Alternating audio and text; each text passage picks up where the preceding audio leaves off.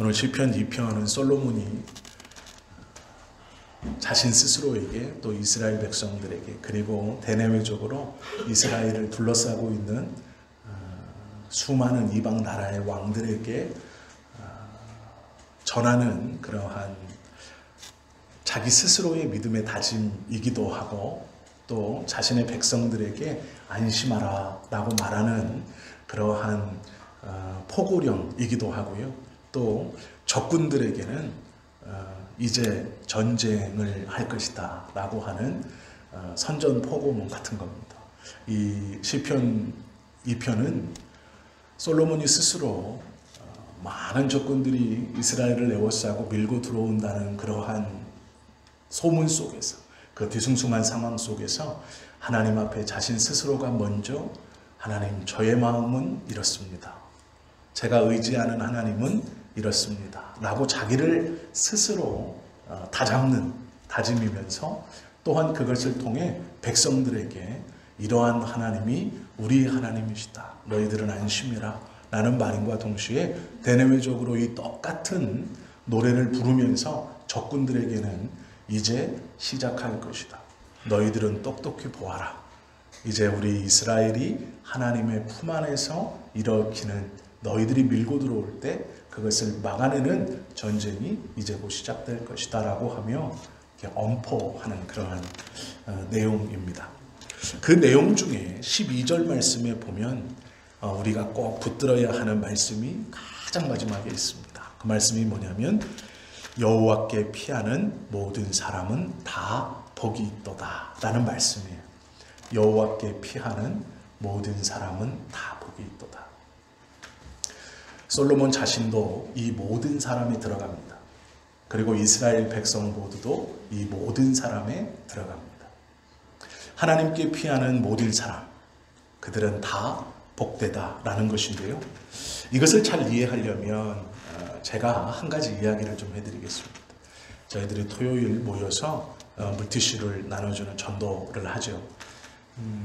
두 가지 의미가 같이 있습니다. 하나는 작게는 우리 성지교회를 주변에 알리는 그러한 일도 있지만 교회가 가까이 있습니다 라는 거예요. 이건 꼭 우리 교회를 알리는 것뿐만 아니라요. 그걸 통해서 하나님이 여러분들과 되게 가까이 있습니다 라는 것을 이렇게 자꾸 보여주는 거예요. 꼭 우리 교회뿐만이 아니에요. 그래서 그 물티슈를 어떤 분이 받고 다른 교회에 가도 아무 문제 없습니다. 물론 우리 교회 오시면 너무 좋겠지만 또 그렇지도 않아요.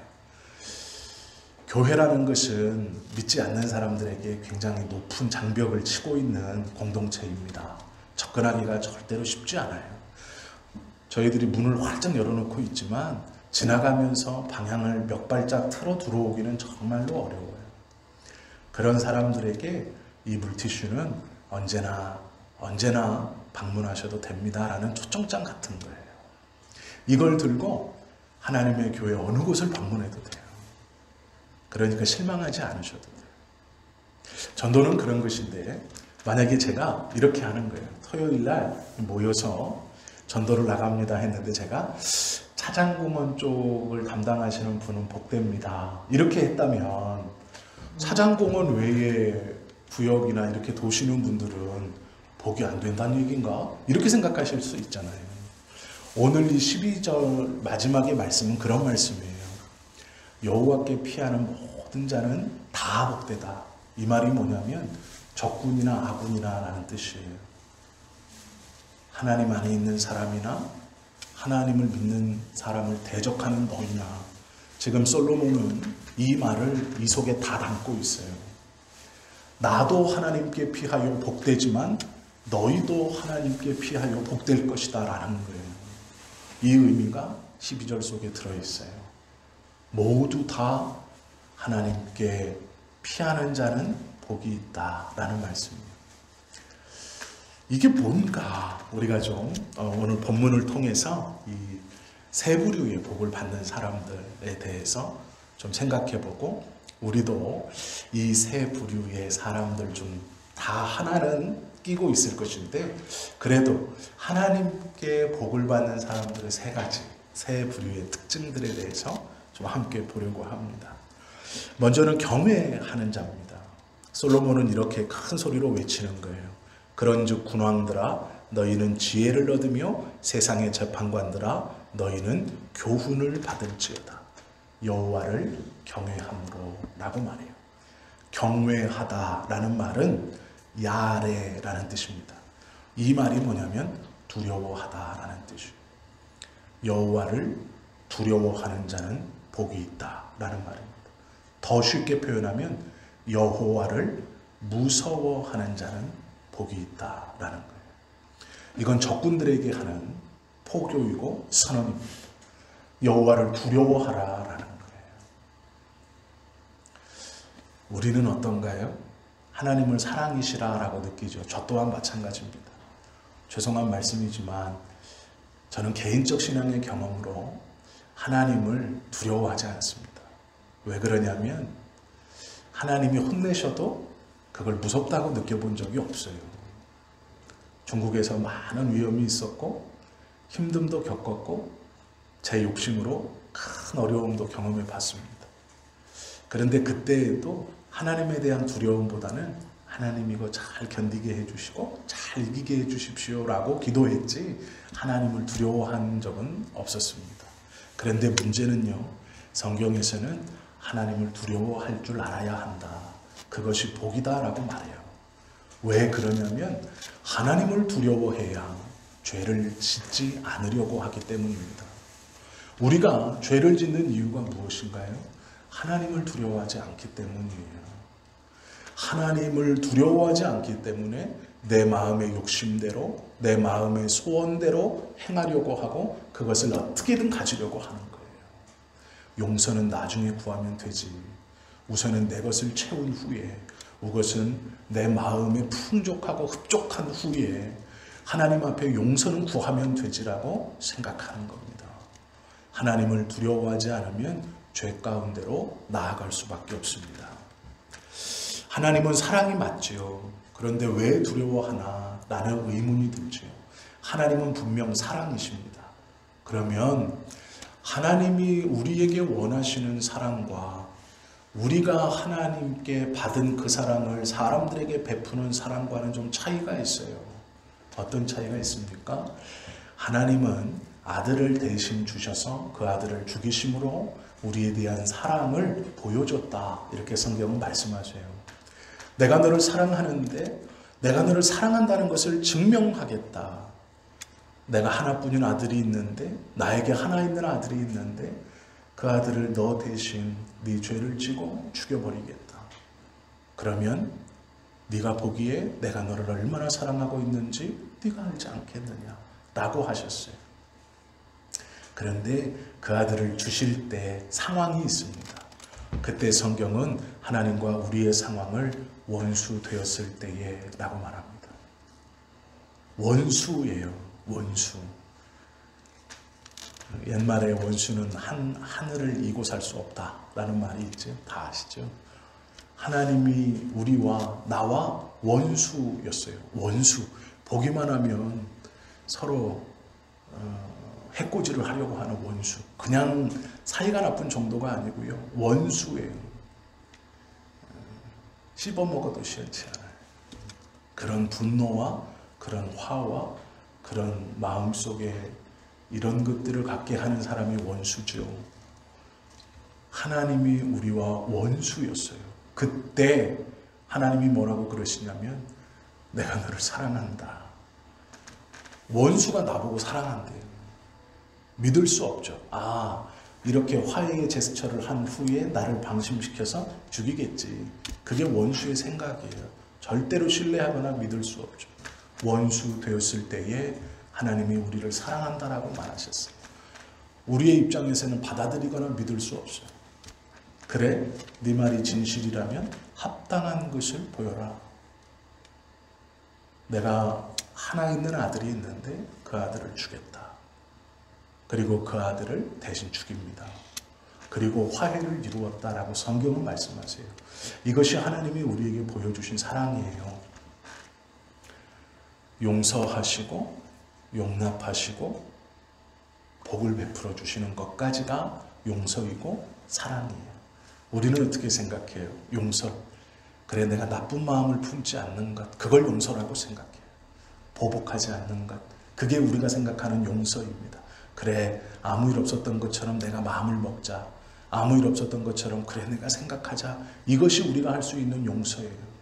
우리는 나의 원수였던 사람, 나의 미움이었던 사람을 마음에 품으면서 그래, 아무것도 아니었던 것처럼, 아무 일도 일어나지 않았던 것처럼, 그래, 내가 나쁜 마음을 먹지 않는 것처럼, 이것이 우리는 용서라고 생각해요.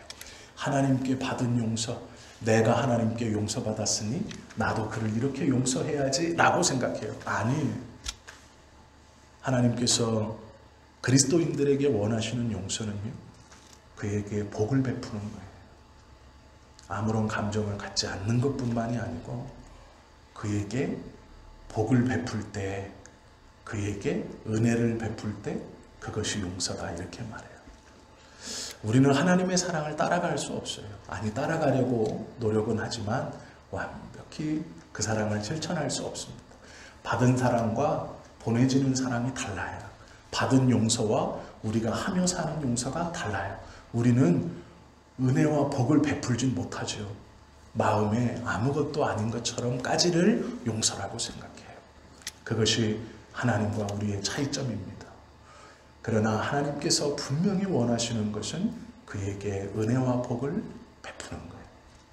아무것도 아닌 것뿐만이 아니라 은혜와 복까지 베풀 때 그것을 용서다, 이렇게 말해요. 하나님을 경외한다라는 것은 이런 말입니다. 하나님을 두려워한다라는 것은 이것을 실천하는 거예요.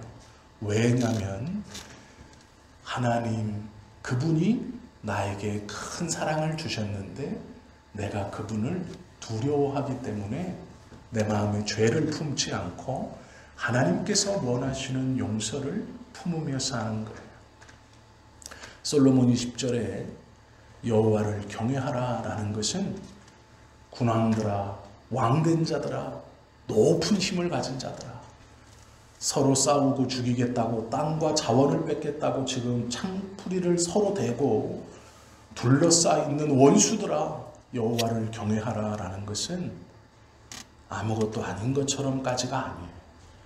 우리가 그냥 돌아서서 너는 네 땅, 나는 내 땅, 그래 이렇게 가자, 이게 아니에요. 여호와를 두려워하라 라는 말은 서로 은혜와 복을 베풀자. 나는 그 준비가 되었다라고 솔로몬이 말하는 거. 나는 충분히 너희들에게 그 용서를 베풀, 나는 여호와를 경외함으로, 그 하나님을 두려워함으로 그 하나님이 원하시는 용서를, 그 복과 은혜를 너희에게 베풀 준비가 되었다. 너희도 그렇게 되어라 라고 말하는 겁니다. 그것이 하나님께 피하는 모든 자가 다 복을 받는다 라는 첫 번째 의미입니다. 두 번째는 사랑하는 자입니다. 12절 말씀에 보시면 그의 아들에게 입맞추라 라는 게 있어요. 그의 아들은 예수 그리스도인데요, 여호와를 경외함으로 섬기고 떨며 즐거워할지어다 그의 아들에게 입맞추라 라고 말씀해요. 입을 맞춘다는 것은 경외의 표현입니다. 내가 당신을 존중하고 있습니다.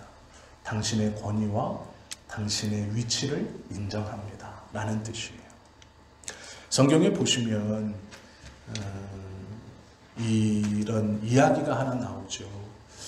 예수님과 제자들이 말씀을 잘 전하시고 저녁 때가 되었습니다. 시몬이라고 하는 바리새인이 예수님과 제자들을 자신의 집으로 초청합니다. 그런데 이 시몬은 바리새인이에요. 바리새인은 율법을 지키는 사람들입니다. 특별히 율법은 십계명을 출발해가지고 나중에 예수님 시대까지 오면 율법이 약 10,000여 가지의 율법이 있었어요. 세분화된, 매일매일 지켜야 되는 규칙, 율례, 규례들이 약 10,000여 가지 정도 됐습니다. 이 10,000여 가지를 다 지키는 것이 바리새인들이었어요. 지키려고 노력하는 것이 바리새인들이었습니다. 그런데 이 만여 가지가 너무 많기 때문에 이 만여 가지의 세세한 율법 중에는 마음가짐도 있어요. 마음을 어떻게 먹어야 하는가, 가져야 하는가. 이건 눈에 보이지 않죠. 그래서 나도 알 수 있고 남도 알 수 있는 율법 619가지를 줄여서 이 600여 가지의 율법을 지키며 잘 살면 훌륭한 바리새인. 시몬이라는 이 바리새인은 이름에서도 알 수 있듯이 바리새인이에요. 유대인 토종입니다. 시몬이라는 말과 이 이름과 똑같은 예수님의 제자가 있죠. 베드로입니다. 똑같은 뜻이에요. 이름이. 그래서 보면 이 시몬이라는 바리새인은 정통 유대인이고 성경에 이 시몬을 가리켜 바리새인이라 이렇게 기록하고 있어요. 율법을 잘 지키는 사람이었어요. 그런데 이 사람이 랍비인 예수님을 집에 초청합니다. 근데 문제가 생겨요. 바리새인들은 외출하고 돌아오면 발을 씻었습니다. 왜냐하면 자신의 발에 묻은 먼지를 더러운 것이라고 생각했어요. 그래서 집안에 들어오면 발을 항상 씻었어요. 깨끗하게 했습니다.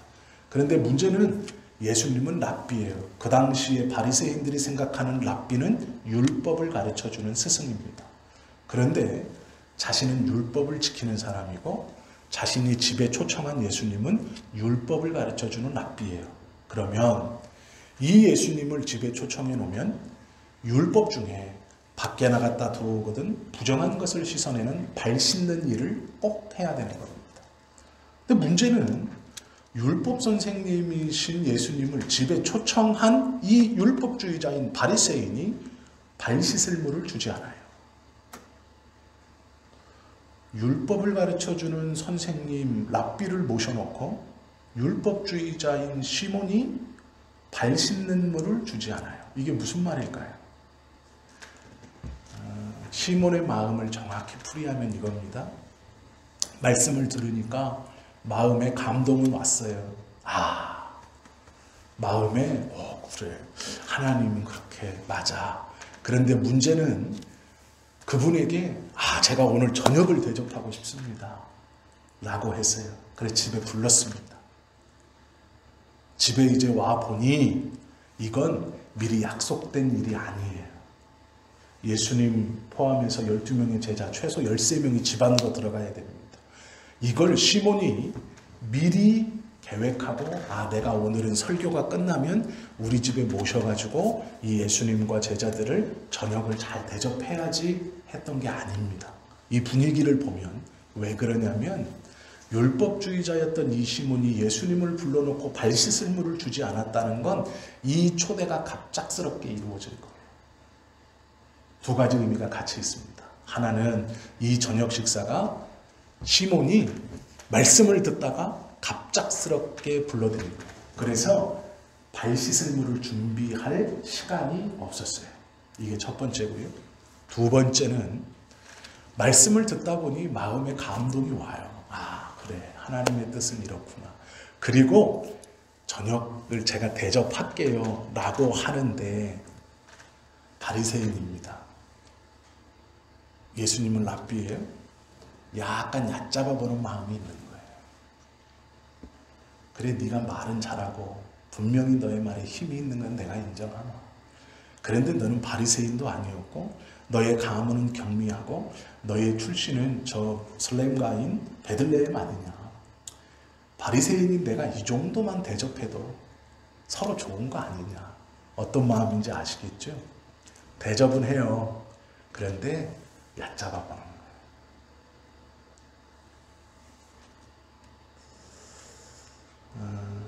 죄송합니다만 저는 젊은 목회자잖아요. 이런 경우를 자주 당해요.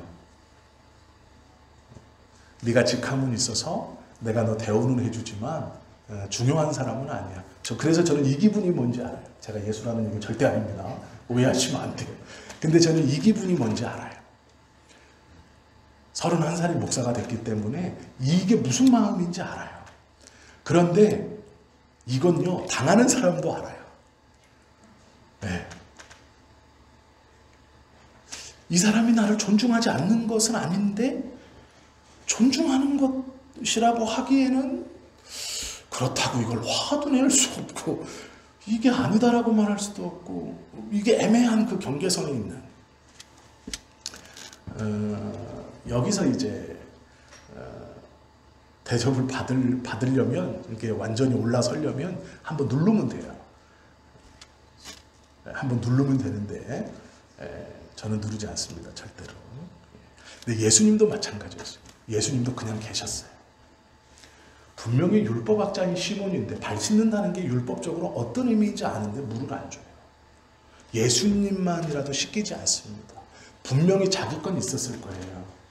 왜냐하면 자기 집이었기 때문에 나갔다 들어오면 율법학자이기 때문에 발 씻는 물을 꼭 있었을 거예요.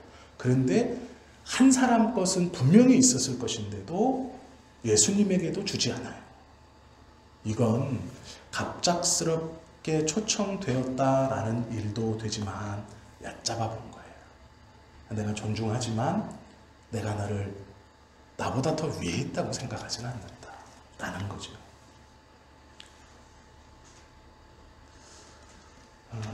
예수님을 사랑한다라는 게 어떤 뜻인가? 단순히 말씀을 듣는다? 내가 초청을 한다? 내 집에 모셔드린다? 아니에요. 우리는 예수님을 사랑한다고 말할 때 어떤 것까지 하나요? 여기까지일지 몰라요.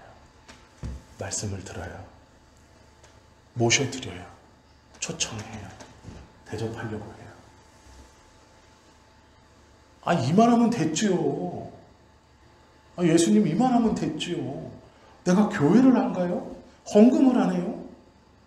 아니 내가 뭘 못해요? 라고 생각하는 거예요. 그런데 우리 마음을 잘 보세요. 내가 이 정도 하면 됐지요가 뭐예요? 얕잡아 보는 거예요. 시몬의 마음이에요. 내가 당신과 당신 제자들 불러서 저녁 초대한다고 이렇게 하면 이 정도면 서로 좋은 거죠. 나도 은혜 받아서 지금 하는 거예요. 이해하셨을 거라고 생각합니다.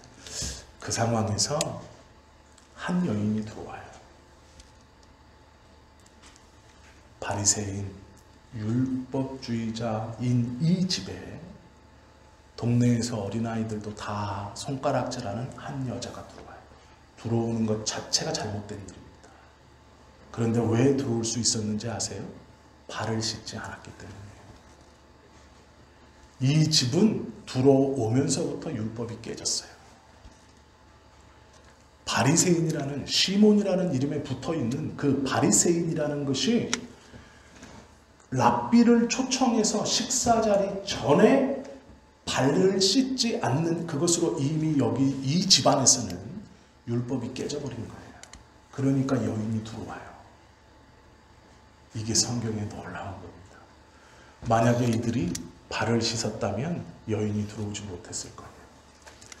여인이 자기 집에서 막 폭 들어왔겠습니까? 아니에요. 감히 동네에 얼씬도 못하던 여자가 예수님이 거기 있대. 그러니까 집에서 막 달려서 막 들어왔을까요? 한 번도 거침이 없이 꺼림이 없이 아닙니다. 향유단지 들고 기웃기웃 거렸을 거예요. 가까이는 가고 싶은데 들어가시기 전에 어떤 기회를 한번 노려보고 싶은데 기웃기웃 됐을 거예요. 수많은 사람들과 함께 집 밖에서 기웃기웃 됐을 거예요. 그런데 웬걸 집에 들어갔는데 분명히 바리새인 시몬의 집이라고 알고 보고 있는데 율법을 지키지 않아요. 여인이 생각했을 거예요. 오늘은 좀 특별한 날인가 보다. 오늘은 특별한 날인가 보다. 바리새인 율법주의자인 시몬이 예수님을 초청해서 발을 씻기지 않고 밥을 먹는다는 걸 보니 오늘은 그것이 깨진 특별한 날인가 보다. 그래서 자신 있게 들어가는 거예요. 부정한 여인이 율법학자의 집에 들어오면 끌려나가 돌에 맞아 죽는 게 법입니다. 감히 나온다는 것 자체가 돌에 맞아 죽을 일이에요. 그런데 문제는 깨졌어요. 적어도 이 여인의 마음속에서 판단하기에 그날 그 저녁 그것이 깨졌습니다.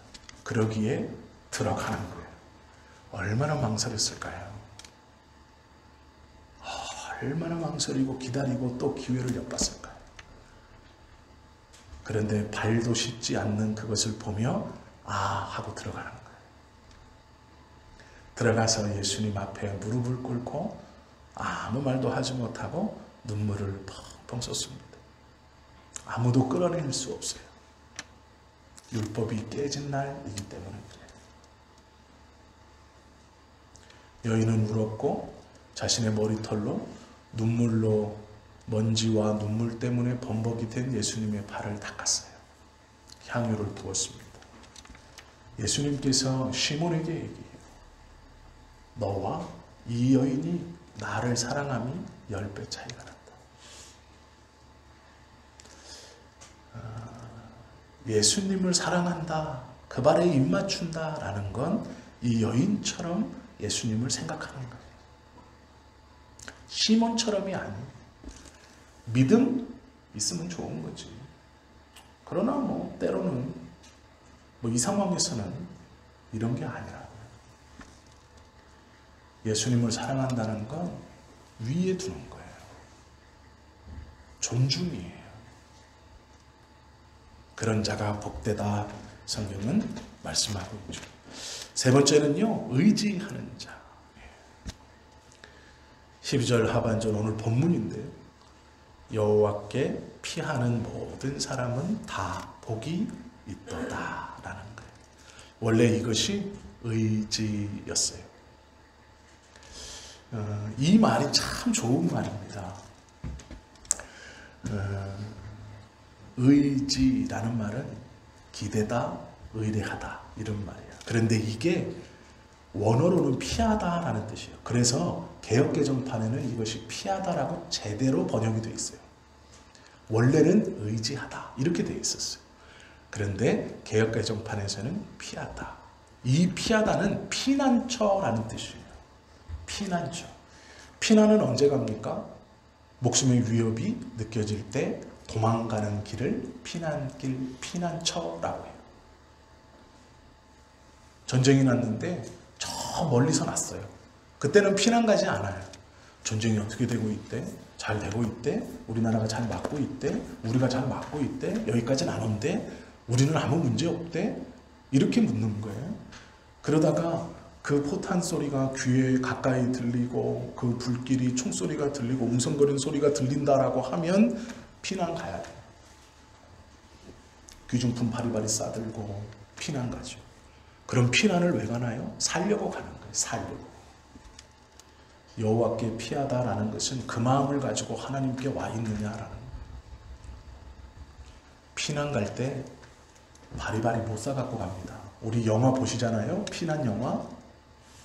돈 있는 사람은 달구지, 제가 옛날 전쟁 영화 보니까 그렇더라고요.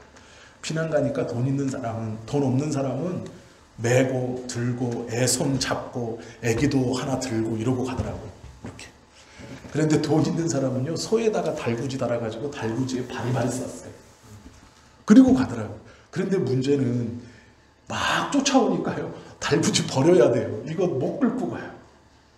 달구지 버리고 그 달구지에서 뭘 하나 꺼내더라고요. 요만한 화물.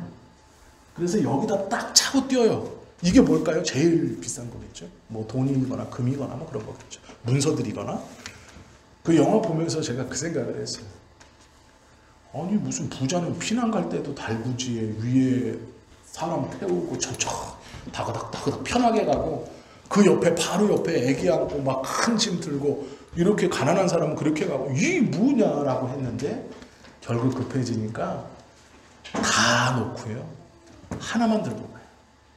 이게 피난이거든요.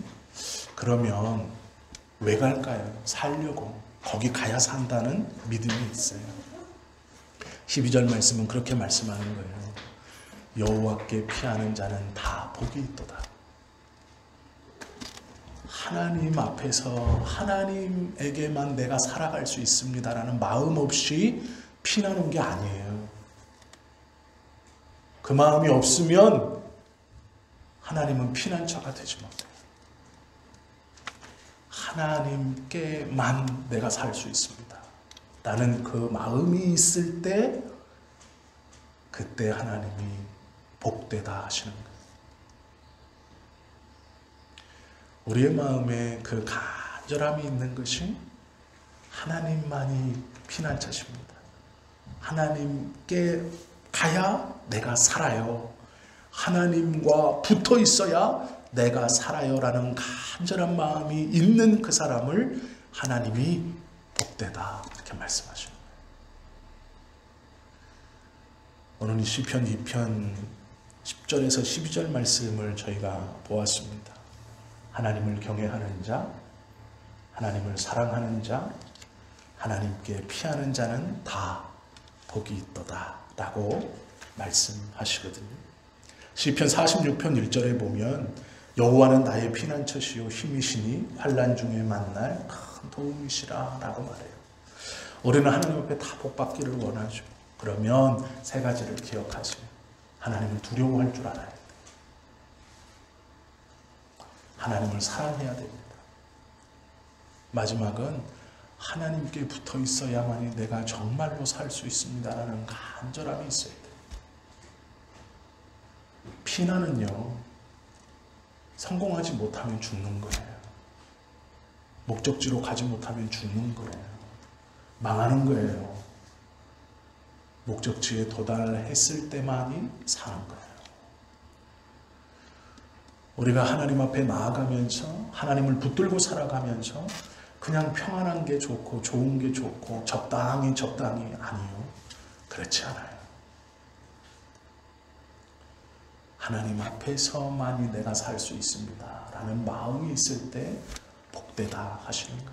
그 마음을 품고 있는 자는 큰 자나 작은 자나 큰 믿음을 가진 자나 적은 믿음을 가진 자나 상관없어요. 교회의 신앙의 연수가 많건 적건 상관없어요. 그 마음을 품고 하나님 앞에 있는 자는 다 복되다라는 거예요.